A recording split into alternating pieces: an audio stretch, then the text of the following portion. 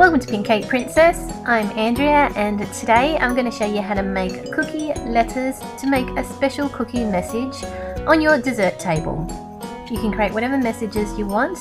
This one I did for my daughter's Frozen birthday party. You can check out more Frozen ideas at the end of this video with the links. Okay, to make the cookies, I'm going to be using some of my cookie dough. You can check out the recipe at the end of this video with the link. I'm rolling out some of the cookie dough on some baking paper with the help of 2 wooden skewers so that I can roll them to an even thickness. Next I'm using some letter cutters. If you don't have letter cutters, you can cut out cardboard templates and just use a crafts knife to cut around to get your letters out.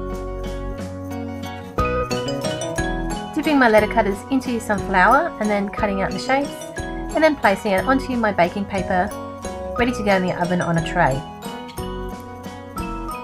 Bake the cookies at 170 degrees Celsius or 325 degrees Fahrenheit in a preheated oven for about 10 minutes. Checking at about 5 minutes because ovens do vary.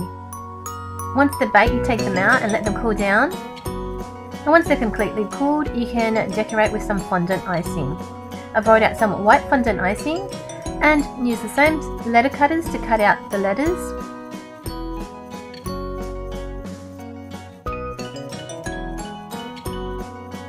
And I'm attaching to the cookie with a little bit of water or a little bit of sugar syrup.